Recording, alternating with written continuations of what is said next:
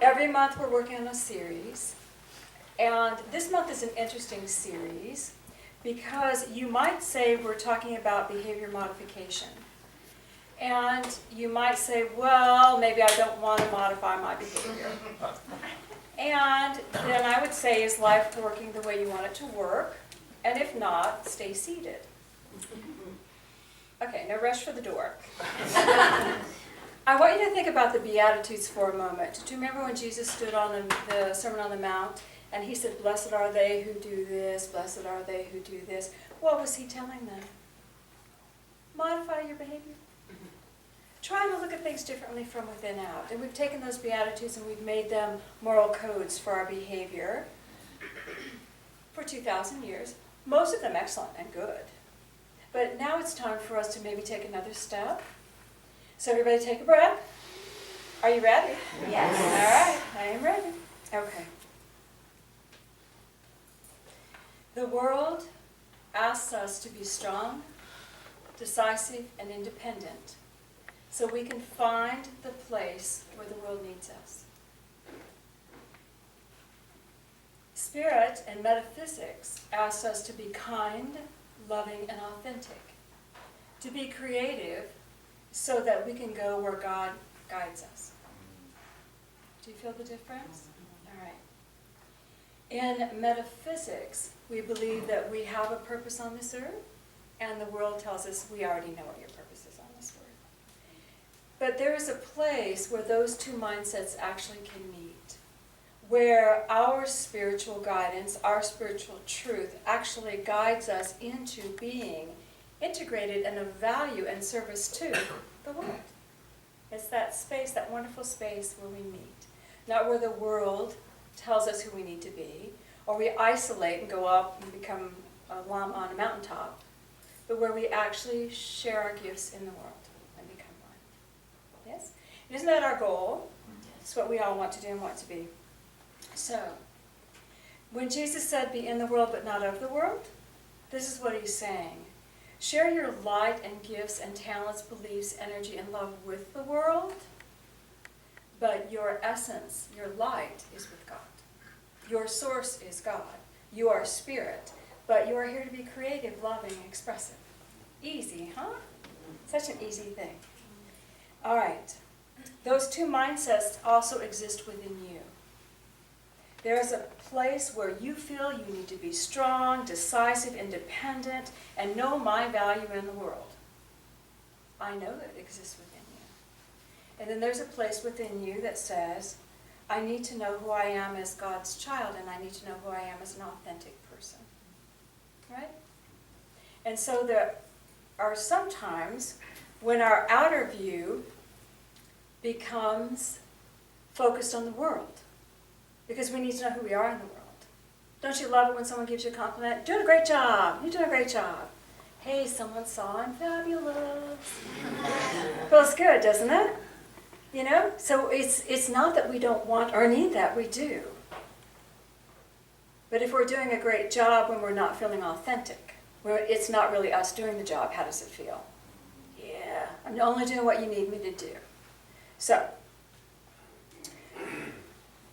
we ultimately express outwardly that which is within. Okay, now we come to the work. Is everybody ready? Yes. All right. I hesitate because I counsel people all the time. And I know it's really good for me to say, you're fabulous, you're wonderful, you're doing absolutely great. Yay, you. And then people go out and go, oh, I'm doing great, super. I cannot tell you how many people have walked in that parking lot and said, I do not like her. She has made me angry yet again. I have to go change my world.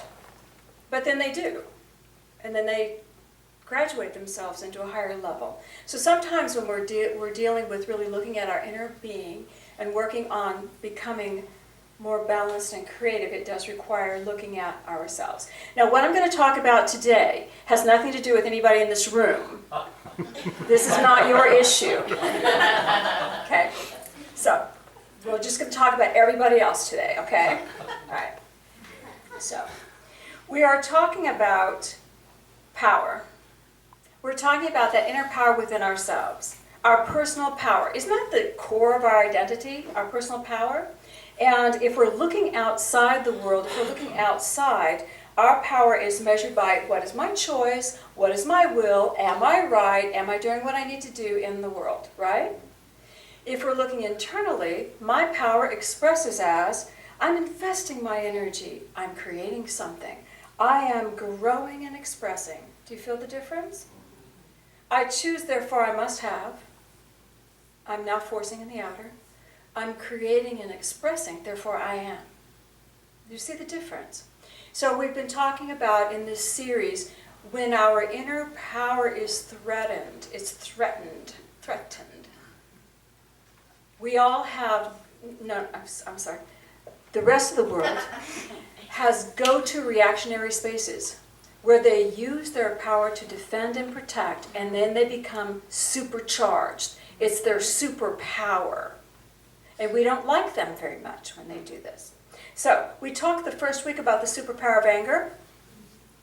Remember? It was funny. How when someone challenges your personal power, sometimes people we know move into anger in order to get you off their case. When someone says, I want you to do what I want you to do, and I don't want to do what you want me to do, so I'm going to get mad at you to deflect you and get you someplace else and maybe take some of your power in the process. Yay me. Does anybody know anyone that does that? David.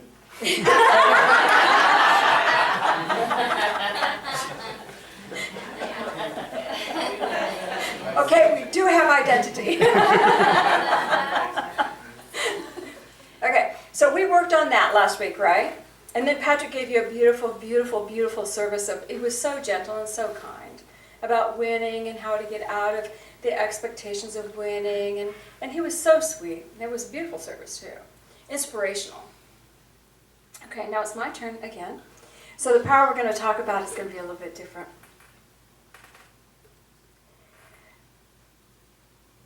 When people have someone come at them who wants to use their energy in a way that they do not want it to be used, there is a pattern called withholding that you may have known someone that uses it. And the pattern of withholding is, oh, I don't think so. Oh, I am not going to, we have one fessing up here. This is all for Patty today. You are not taking my energy, you are not taking my energy, and you are not taking my energy. And then the person who came to them is trying to connect, because power exchange is trying to connect, and the one withholding is locked tight down. Okay. The one thing that we don't really realize about the one that goes into withholding is, why do they go to withholding? Because they don't A, like what you want from them, and B, they want you to be different. If you're coming at them and they really don't care what you feel or who you are, they're not going to withhold from you. We only withhold when we're attached to how the person coming at us is feeling. Now, is that too complicated for you? Yeah, if Patrick comes at me and I go, oh, heck no, and how dare you ask me of that, and I'm not going to participate at all with that. That is not in my psyche to do. I do not think so. And you better change your ways, mister. I'm locked down. If I could care less what he was saying, I'd go, ha, ha, ha, ha, you're crazy. I don't care what you want from me. It ain't happening. Somebody else will do it for you. Good luck. Do you see? But anytime you lock into withholding, or someone is locking into withholding against you, there is a personal agenda that they want you to change. They want you to be different. They want you to be different. They want you to be different. Can you feel it? Withholding is one of the most deadly because it's silent.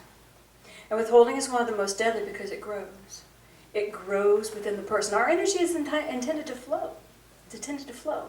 And if you're withholding, your energy's not going anywhere. It gets bigger and bigger and stucker and stucker, and you're stucker and you're stucker and you're more miserable. Do you all know what I'm talking about? We've seen it? All right. Why do we do this?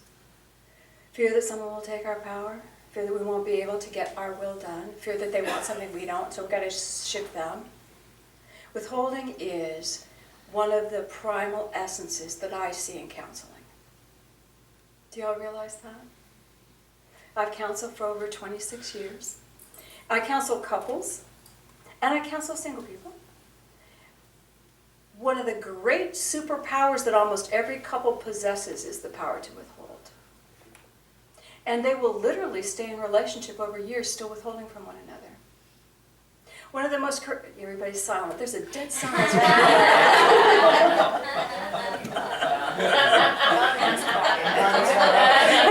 Yeah, we're not talking about you guys. Don't forget. One of the most powerful things couples do is they mate. We make love, we create. That's a creative function. Do y'all realize that? Sexual connection, intimacy is a creative function. Do you realize how many couples withhold so severely that literally years go by without intimate connection? Again, deadly silence. And you can't say your homework is go have sex with your partner. Because it's grown.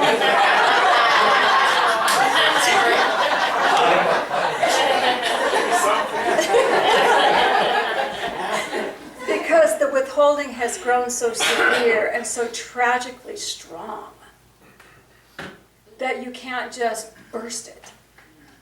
Do you understand? We are designed to flow. We are designed to flow. And withholding makes you stuck. And if you're going to withhold from one person, and you do it unconsciously, that's what you do. If you're going to do it to one person, guess who you're going to do it to? Everybody. And if you're going to do it to everybody, who else are you going to do it to? Yourself and God. I'm not talking to you, God. No. You know, the guidance that you want, what you want, no. And it sits us in such a space of non-activity. It sits us in such a space of no growth. But don't we feel powerful when we're withholding?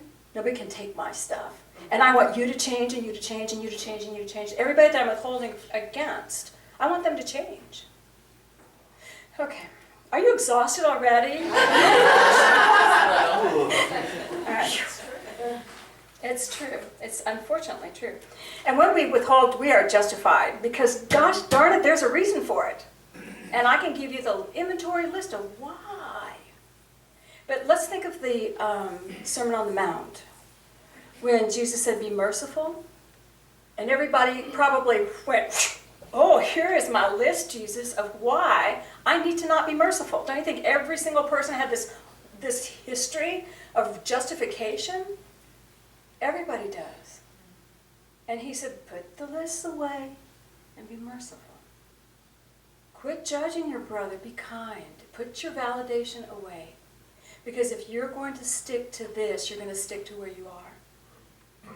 If you want to know God and love, you've got to learn to love your fellow man. And you love your fellow man by learning about your own inner self. Owning your own power. You see? We can, every single one of us, we can take an inventory today. We are extremely, 1,000% justified in everything we've ever said or done. In our minds. Yet, how many gerbil wheels passes have we made? You know? And we need to get off that gerbil wheel to grow, to be better, to be bigger. Right? You came to this place because you want to feel God, didn't you? You came because you want to feel God. So you came because you want to feel God greater than you did yesterday. Got to get off the wheel. Somehow. To do something. Okay. All right. Withholding, we're always attached to the other person's experience. We have a silent force against them. We're not going to play, and they're going to know about it. And we use our powerful energy of withholding to make sure everybody knows how powerful we are. We're really powerful. All right.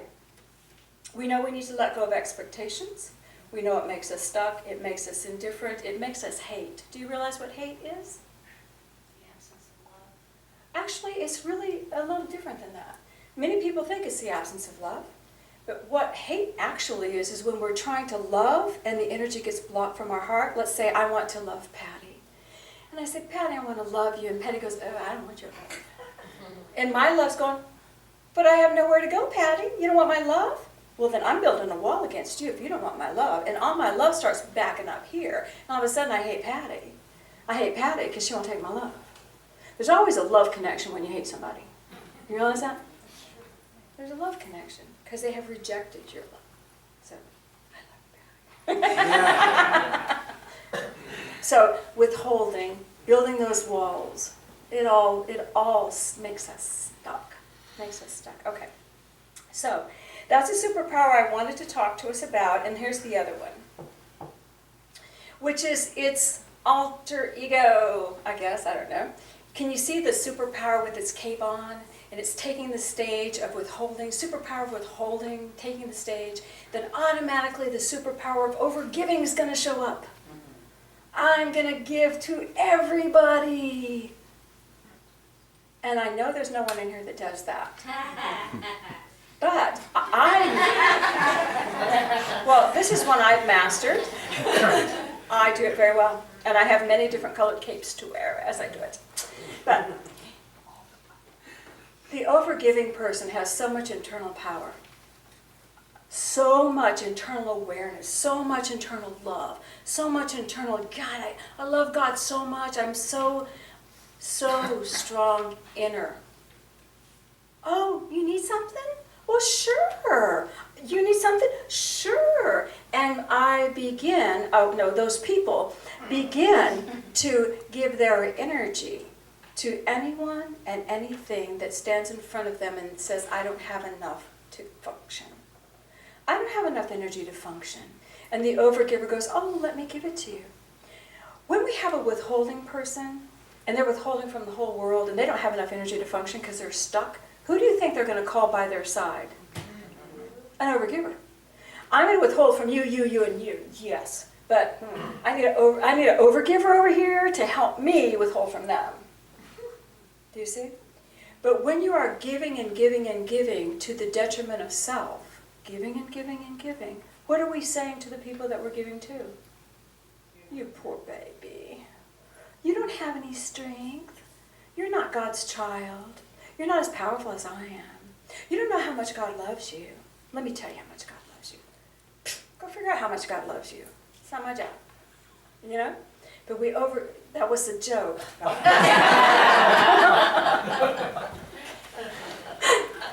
Silence. We overgive because we know our internal power, but we do not know our external power. We overgive so that the power within us is not claimed for us.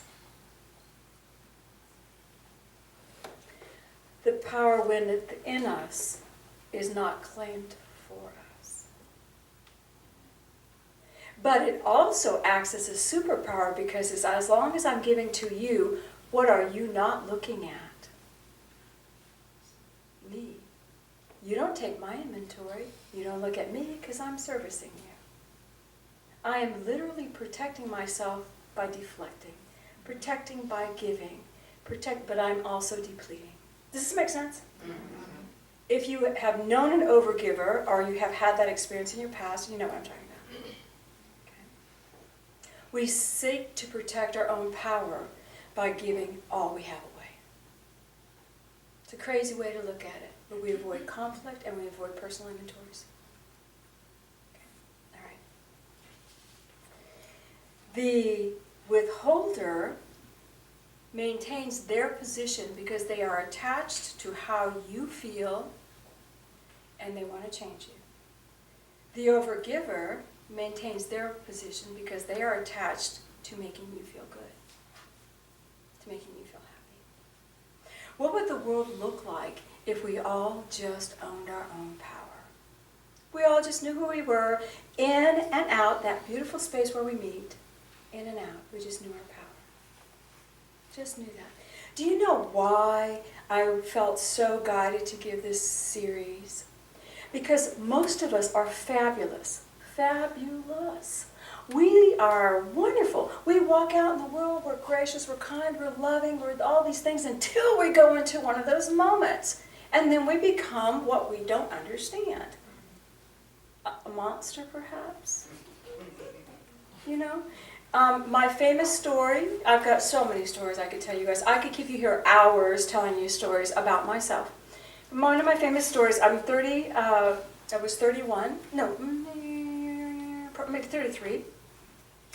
And I meditated every morning. I would get up very, very early because it was just my son and I, David and I. And I got up really early to meditate before he woke up, so I'd have my private time. But I worked a lot. I did a lot of work internally on myself, so I had to meditate every chance I got to do more work on myself. So in the afternoon, when he and I were there, especially on weekends, I'd meditate, and I'd say to him, he's 3, he's 4, he's no older than that, he's tiny. I'd say, okay, baby, here's your TV, here's your water, here we go. Mommy's going to go meditate now, so you know, don't bother me. Okay, Mommy. Well, my famous story, I'd be in meditating, and I'd be sitting in my bed, and I'm just really feeling God. I might be working on something, I might be in bliss. You know how the meditations are all different? And then I hear creak. Mommy, Mommy, Mommy, and then it's Mommy, Mommy, and I'm in my bliss, and I turn to him, I just snap, and I go, what? And it floored me, how do I go from bliss to anger so fast? How do I flip so fast? What's wrong with me that I flip so fast? And then I go, what do you want? I don't know what I want. And off you go. You know, have you ever seen a kid drag, Mommy? Yes. What? They just want attention. You just want me to come watch TV with them? You know? So I prayed about it. It happened probably 2 or 3 times, and it really upset me. How can I be so divided? I'm in bliss. How can I be so divided? He came in one day, and without thought, totally without thought, Mommy, Mommy. He's got to the pushing, Mommy, little bitty hand, Mommy. And I just breathed, and I said, Mommy. And I made it a mantra. Go deeper. And I started saying it out loud. Mommy, go deep. And I think he went in shock. He didn't say a word. He left the room. He shut the door. And he never came in again. And I just stayed in peace. And I just went, oh, I am a mommy. And I went into the beautiful space of feeling mommyhood during my meditation. And what I realized was, when I would scream at him, it was because I wanted him happy too. I want to be happy, but I want you happy too. Ah, you're bugging me. Do you know? But when I didn't care if he was happy, it's my time. You're good. I know you're good. I don't care. Mommy.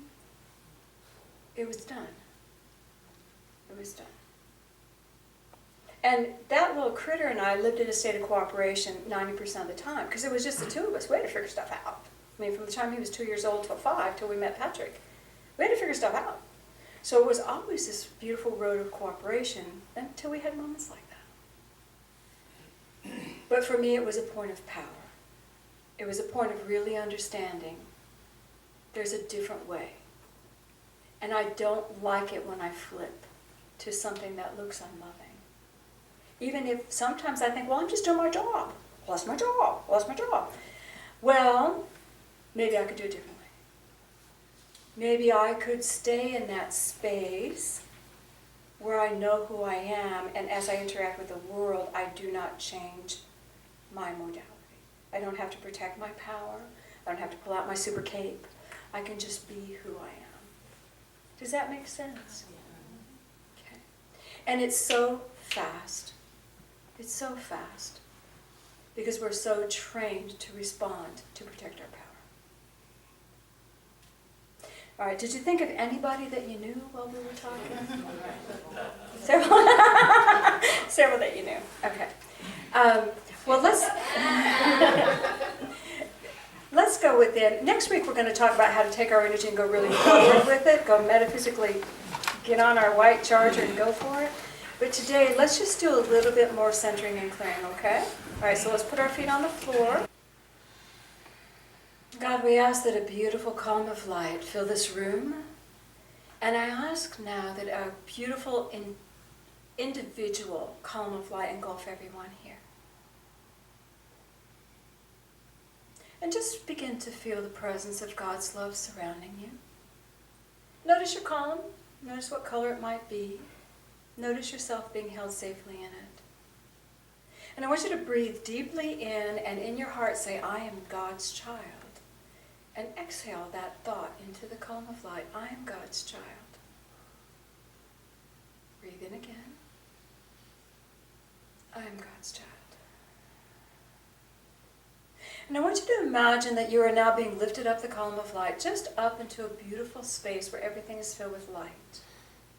Where you can feel the presence of Jesus Christ by your side. You can feel your angels with you. And everything is light.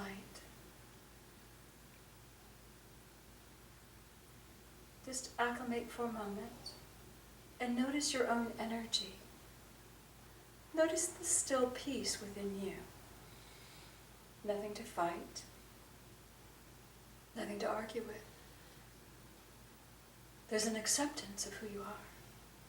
Peace. Again, in your mind, breathe in, and in your heart, say to yourself, I am God's child. And I am divine. Exhale.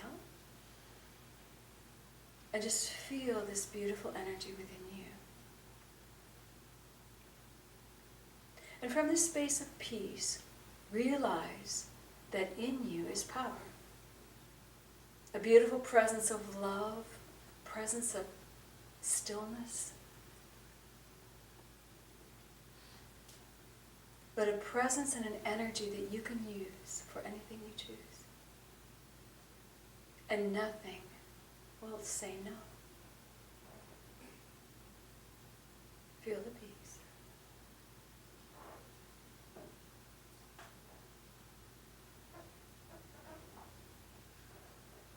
Father, Mother God, teach us how to hold this energy.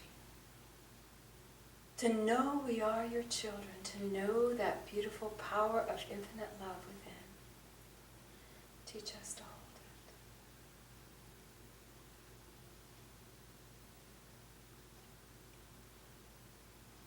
it. And as you feel that beautiful contentment, in your mind's eye, imagine you can look below and see the energy field of your life. Just your life. And just look at it as energy. And just notice the movement, the color, the bubbles, the areas of constriction, flow. Just notice your life. And from where you are, take a breath and send that love into your life. I am God's child. I am God's child. And just notice how the breath moving into this visual of the energy of your life begins to alter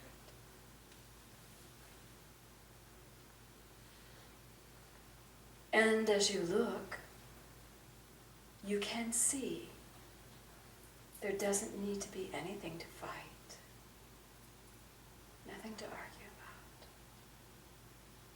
There can be flow and peace. Take a breath. And God, let us walk with this awareness, with your peace. And very gently begin to allow yourself to come back down your column of light, just very gently.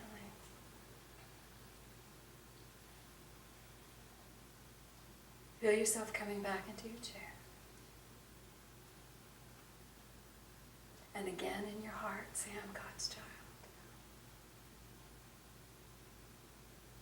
I am accepted and filled with light. And God's light is all around me.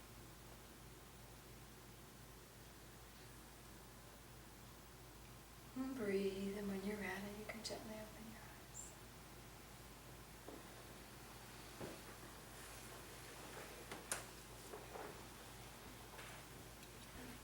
What'd you do?